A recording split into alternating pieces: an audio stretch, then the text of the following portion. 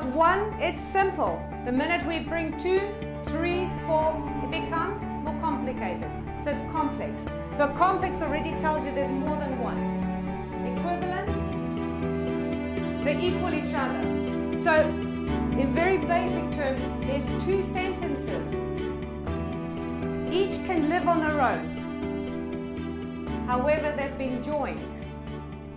Now, here's where the complication comes in, is that if one of them is true, the unconscious mind straight away will create that the other one is true too. So in the sentence of, you don't buy me flowers anymore, you don't love me. 2 sentences, but they are together with a comma or and or. If you don't buy me flowers is true, the unconscious straight away goes, you don't love me anymore is true too. And the challenge would be, how do we challenge that one? So if you don't buy me flowers. So if I don't buy you flowers. So if I don't buy you flowers, then you don't love me. Okay, no, so tell me you don't buy me flowers anymore, you don't love me. So you say to me. You don't buy me flowers anymore, you don't love me. Oh, okay. So if you didn't buy me flowers anymore, would that mean that you don't love me? Got it? Do you want to play a little bit more? A few more sentences? Who's got another one? Okay. So I can't get ahead and study in my life. I'm looking after my parents. Or because I'm looking after my parents. How would you flip that?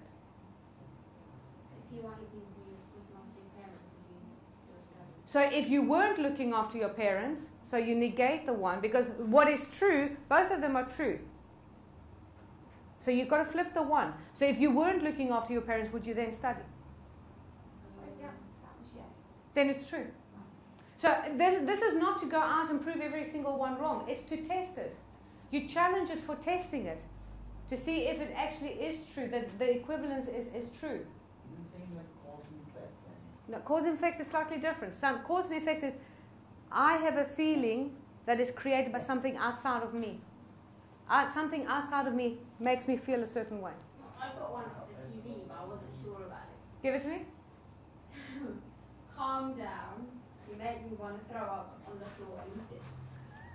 Oh, that's a cause effect. Oh, you watch it. You make me want to throw up and eat it. And eat it. That is a loss performative. That is a value statement where the person who's made that value statement doesn't exist. We actually don't know why that is being said. We still don't know why. Remember the monkeys? I can't go out. I have nothing to wear. So say it again. I can't go. I can't go out. I have nothing to wear. So if you had something to wear, Would you then? go out? Yes. Okay. You got it? So he doesn't concentrate on his job, so he won't perform well. Okay, so if you didn't concentrate on your job, would that mean you wouldn't perform well? Not necessarily. So can you see how it puts a question of doubt? What about? I don't think this is. If she liked me, she would invite me to go. Is that? Okay, so if you liked her, would you invite her to go? Would that mean that because you like her, you would invite her to go?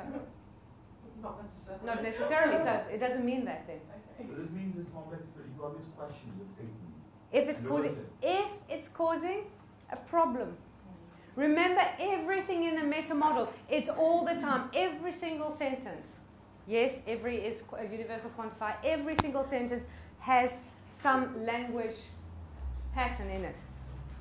You challenge it only if it's causing a problem. Cam? Is this one then? Sorry. He drives fast, so we always get there early. Okay, so if you drove fast, would you get there early? Yeah. So it is. Yeah. So is it basically when you're relying on one thing, you say that will stop you doing the other thing? For complex equivalent? Yeah. So it's when you hear that person is telling you a reason of why something's not happening. So I can't come out because I'm washing my hair. Yeah. So if I was washing my hair, would that mean I can't go out? No. So And then so that's just a. Yeah. it's 2 statements within a sentence. Yeah. Effectively. Yeah. So you're looking to see that there's 2. I can't go out is a statement on its own. I'm washing my hair is a statement on its own. But if you say I can't go out because I'm washing my hair, you say, well, if I was washing my hair, would that mean I can't go out? And that's no. So it's an excuse. It's a stop. What did you say about cause and effect? It's something on the outside that's causing reaction on the inside. An emotional effect on you. On the me. Yeah. Okay. So in other words, you're acting as if you have no control over that. Like you're powerless. You're a victim. It's a victim state, by the way. Can you hear it? It's not my fault I married an alcoholic. Whose fault is it then? You know, it's not my fault that this happened. It's not my fault that we were made redundant. Yeah, and? So cause effect is very much a victim state because it's out of my control. Think about it in this way. If this is my power, if this marker pen is my power to create change, and I'm saying, can you just hold that? I can't make change. I don't have that power anymore. I've given it over to somebody else, and now it's up to you to help me make change. It's not my fault. Is that the same complex equivalent that it's a victim as well? It can be, because remember I said to you that when you challenge a mind read or a cause effect, it turns itself into a complex equivalent, which is where you want it to really go. Because once it's a complex equivalent, you can flip it around, and that's where it will present itself to be true or not.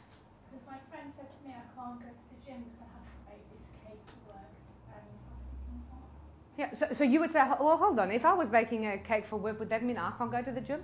Yeah. So you see, then you can hear that it's not. And if you do that, if it's appropriate, she might sort of turn around and go, well, actually, I suppose I could. I just don't feel like going to the gym. So I'm using the cake as an excuse. Some statements are true. Yeah. Like, for example, you drive fast, you get killed. So if I drive fast, would that mean I get killed? And it's possible. It's not always. It's a... So will that be sort of one operator of necessity or possibility, or sort of complex equivalent? Okay, so start again. It's both. Okay, so let me just clear up something. Every sentence, if you looked at the presuppositions, every sentence will have more than one language pattern in. It's almost impossible to have a sentence with only one language pattern. The tendency is 2, sometimes 3. Now, you can challenge any one of those 3, but what you start to do with experience is you start to figure out which is the one that's causing the biggest problem, and therefore you go for that one. So, for instance, with a lost performative, if you said, everybody knows that you dress up for Christmas, there's a universal quantifier with the everybody, and everybody knows you dress up for Christmas is a lost performative, because it's like, well, who said that? So if you go for the universal quantifier first, like you say, everybody, who's everybody? Well, everybody that is a Christian and celebrates Christmas, they all know you dress up for Christmas. You still have the statement. It hasn't collapsed. So you say, well, who said that you've got to dress up for Christmas? Where did that come from? I mean, you know, and it's like, don't know. So there's no substance to it. And therefore it collapses. Does that make sense? Do you understand that? So you're right in saying, in a sentence, you might straight away go, oh, that's a model operator. Yes, there is a model operator there. Is that the one that's causing the problem? Now, to challenge, by the way, because we didn't talk that much about how do we challenge model operators, you would challenge it subtly by just changing it, mirroring back the sentence. But if somebody says, oh, I must go to the gym, you say, so do you want to go to the gym? You just change the model operator, see what happens. Can you go to the gym? Do you have to go to the gym? So you can just change it. And there's a give or take. You've got to sort of play around with it and just watch, calibrate the response that you have. Yeah? But model operators are more effective and more powerful for you to use in the sense of what we were saying yesterday, where you listen out for what model operator people tend to naturally use, and then you use them back to motivate them to do something. So I would focus on model operators more in that way, rather than try to actually use the model operator to make a conversational change. Because what we're doing here with the meta model is conversational change, because by you using the rules of the meta model, you can actually create change, bring about change elegantly, conversationally. Okay? Any more questions before you go into your groups? How many years did it take to actually start using it? Okay, I went to John Lavelle because I respect John Lavelle's ability and the way that he actually uses the meta model. He's really good, and the same with Kathleen. She's absolutely brilliant at the meta model.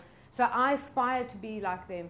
And I went to them and I said, so what do I do to become really, really good at this? Because when I became an assistant, I straight away went and took my manual and I learned it by rote. So I knew all the definitions and everything, because there was no ways I was walking around with a tag around me and people saying, excuse me, but what is it? And then I would go, I don't know. Or saying, oh, that is that. But then what happened was, before I even did my first prac, I started to question myself. If somebody said to me, so a normalization is a word that you can't put in a wheelbarrow, okay, they understand that. How do I challenge that? And I thought, oh, okay, so I learned how to do that. Then I was thinking, but what if they ask me, why is it a distortion? And I was like, I don't know why it's a distortion. So that's how I started to go. So I've been digging very, very deep. The stuff that I have given you, I know for a fact most people don't know. I have taken a long time to go and gather this, and you now just getting it at the level of where I'm at. So, but seriously, seriously, if you wanted to read it, okay. So read the up easiest on way, this the easiest and the quickest way to get really good at language patterns is to write them out. Is to write them out, write them out, write them out, write them out, write. Just write examples of normalizations and look for them. So grab a newspaper and say, right, I'm doing normalizations today. I'm going to look for all the normalizations and just read a couple of articles in the Daily Mail and highlight them. Yeah, but who's there then to put you right if you're wrong, because then you might get into a habit. Well, you have your notes.